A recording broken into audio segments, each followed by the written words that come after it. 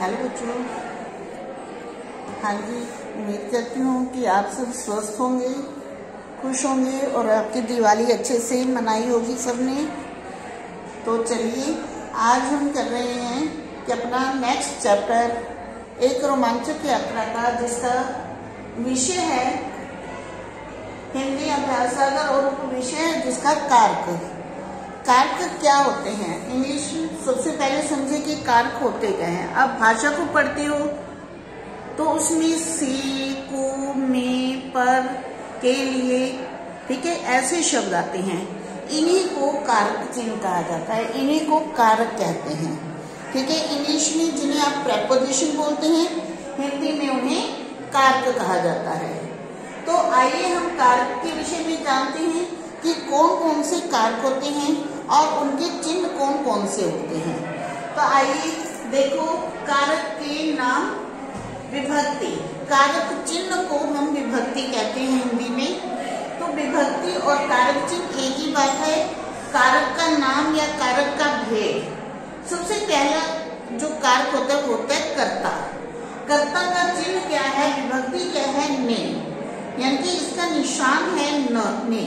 कई बार हमारी बुक में आता है कि बस चल रही है, ठीक है, या राम ने गाना गाया, यानी कि जो काम को करने वाला होता है उसे हम कर्ता बोलते हैं। इसका चिन्ह होता है ने। यहाँ बस चल रही है, बस काम जो है बस का है, तो बस चल रही है, तो मतलब ये बस जो है ये कर्ता कारक है। यहाँ आपका जो चिन्ह है, विभक्ति या चिन्ह है, वो कई बार लोप हो जाता है, लेकिन इसका मतलब ये नहीं होता कि इसमें कारक है ही नहीं। ठीक है, जैसे ये तो बस चल रही है, जैसे अभी मैंने एक उदाहरण दिया कि राम ने गाना गाया, तो राम ने जो है वो कर्ता कारक है आपका। इसी तरह यहाँ बस जो है वो आपका कर्ता कारक है। उसके बाद आप देखिए सेकंड। फर्स्ट क्या है? कर्ता। सेकंड है आपका कर्म। तो कर्म में क्या होता है? इसका चिन्ह होता है को, ठीक है, यानी कि जिस पर कर्ता का प्रभाव पड़ता है, जिस पर कर्ता का प्रभाव पड़ता है, यानी कि जिस काम को किया जाता है। जैसे यहाँ ड्राइवर बस चला रहा है, ड्राइवर क्या चला रहा है, किसको चला रहा है? बस को, और इसका चिन्ह होता है को, ठीक है। उसके बाद है करण। करण कारक का होता है से, जिसका कारण चिन्ह होता है से, और ये द्वारा के अर्थ में होती है, मतलब जिसको साधन के लिए, जिस साधन से काम किया जाता है, किस साधन के रूप में हम जिसे यूज करते हैं, प्रयोग करते हैं, उसे हम कहते हैं करण कारक है इसमें। जैसे मैं बस से दिल्ली गया, आपने यहाँ बस को साधन के रूप में यूज किया, साधन के रूप में प्रयोग किया, तो मैं बस से, यहाँ जो बस से है ये आपका करण कारक है।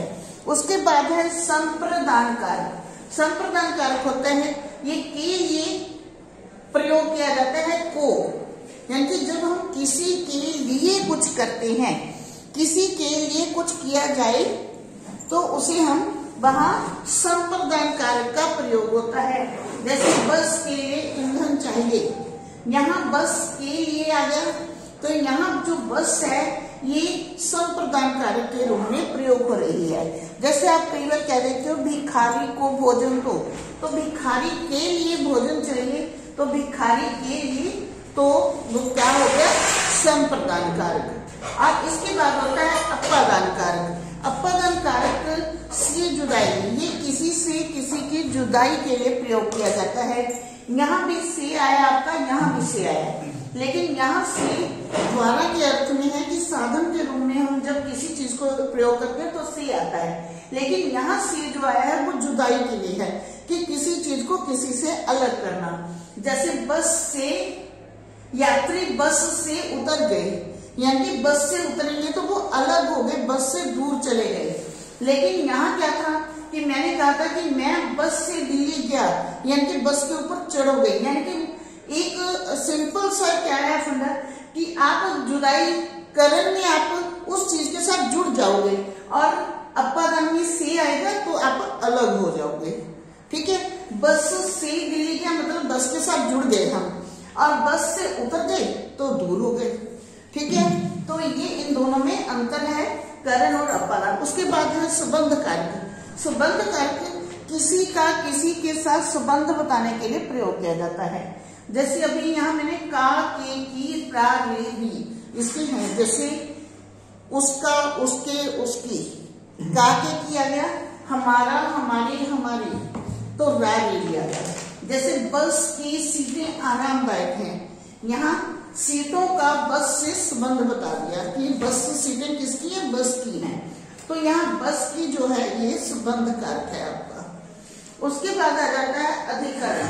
अधिकरण के चिन्ह क्या है, में, पर। में पर यानी कि पर ऊपर के लिए प्रयोग होता है और में अंदर के लिए प्रयोग होता है।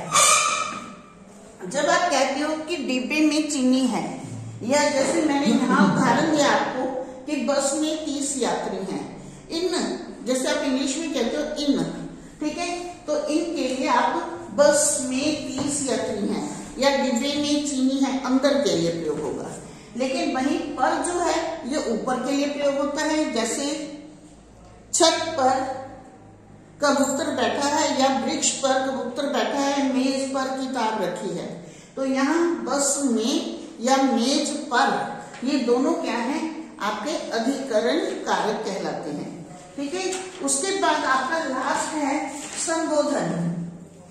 संबोधन क्या होता है कि जब हम किसी को कुछ कोई नाम लेके या किसी तरह से संबोधित करते हैं। ठीक है, जैसे हम कहते हैं कि हे ईश्वर, ठीक है, या फिर अरे तुम कब आए। ठीक है, ये आप विस्मयादि बोधक अव्यय में भी कर रहे हो, लेकिन विस्मयादि बोधक अव्यय में बहुत ज्यादा डिटेल में हो जाता है। यहाँ संबोधन का होता है सिर्फ आप हे, अरे, आप कोई दूर खड़ा है उसको हे सुनो, अरे सुनो। ठीक है, जब ऐसे कहकर बुलाते हो तो उसको हम कहते हैं संबोधन कारक, और इसका चिन्ह है हे, अरे, हे ईश्वर। जैसे यहाँ मैंने उदाहरण दिया कि हे ईश्वर कृपा करें। ठीक है, तो ये थे आपके कारक। आपने अपनी बुक में याद रखिए कि संज्ञा या सर्वनाम के जिस रूप से उसका संबंध वाक्य के अन्य शब्दों से जाना जाए उसे कारक कहते हैं। यानी कि संज्ञा या सर्वनाम का ही एक रूप है ये। संज्ञा सर्वनाम के जिस रूप से उसका संबंध शब्द के वाक्य के अन्य शब्दों से जोड़ा जाए उसे कारक कहते हैं। अब कारकों का क्या महत्व है ये हम जानेंगे। हाँ जी बेटा, अब आगे देखिए कि इनका महत्व क्या है, कारकों का क्या महत्व है। मैंने यहाँ जैसे राम ने रावण को तीर से मारा, यहाँ आप समझिए कि एक ही वाक्य में हम एक से ज्यादा कारकों का प्रयोग कर सकते हैं। ठीक है, अब एक से ज्यादा, अब मान लीजिए कि कारकों ये हमने नहीं लिखे। ठीक है, तो आप क्या करोगे, राम रावण तीर मारा, लेकिन सेंटेंस ही नहीं, वाक्य ही नहीं बनेगा आपका जब तक आप कारकों का प्रयोग नहीं करोगे।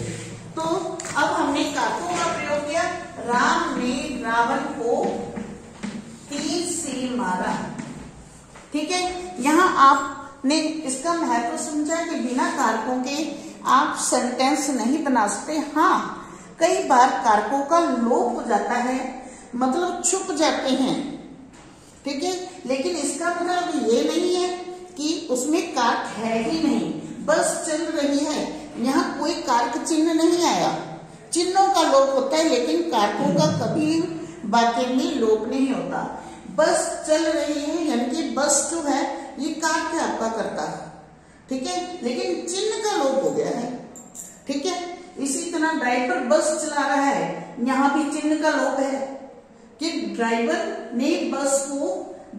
बस को चला रहा है, तो यहाँ भी चिन्हों का लोप हो जाता है। लेकिन ये नहीं है कि आपके कारक खत्म हो गए हैं। ड्राइवर कर्ता कारक है, बस जो है कर्म है, तो यहाँ भी आपका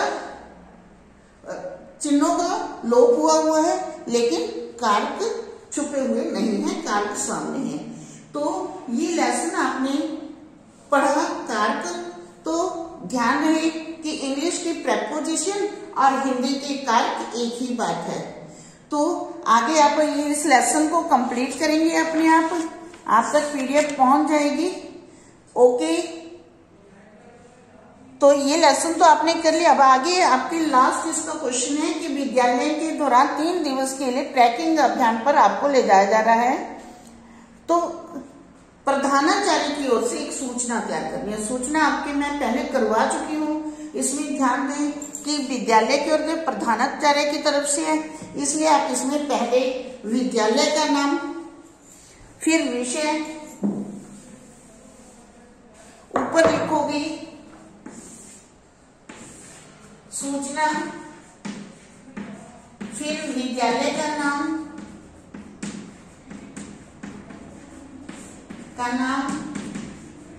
उसके बाद आप विषय क्या है, ठीक है, विद्यालय का नाम, विषय क्या है कि जैसे ट्रैकिंग अभियान पर जाने के लिए सूचना हेतु, ठीक है। उसके बाद आप लिखोगे कि 6ठी कक्षा के सभी विद्यार्थियों को सूचित किया जाता है कि इन गर्मी की छुट्टियों में ट्रैकिंग अभियान के लिए 6ठी कक्षा का एक दल को 3 दिन के लिए कुल्लू मनाली ले जाया जा रहा है, जिसमें ट्रैकिंग भी होगी, ठीक है। जो बच्चे इसमें शामिल होना चाहते हैं वो अपने कक्षा इंचार्ज को अपना नाम लिखवा सकते हैं, ठीक है। तो नीचे निर्देशानुसार या आज्ञानुसार प्रधानाचार्य श्री संजीव शर्मा, ठीक है। लास्ट में आप लिखोगे निर्देशानुसार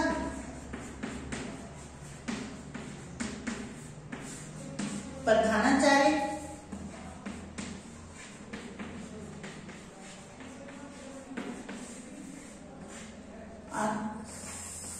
फिर उनका नाम श्री संजीव शर्मा। यहाँ आप अपना विषय लिख सकते हो कि क्या मकसद है आपका, क्या उद्देश्य है ट्रैकिंग अभियान पर जाने का, ठीक है। तो आपका ये लेसन खत्म होता है, इसे पूरा कर लेना। ओके, धन्यवाद।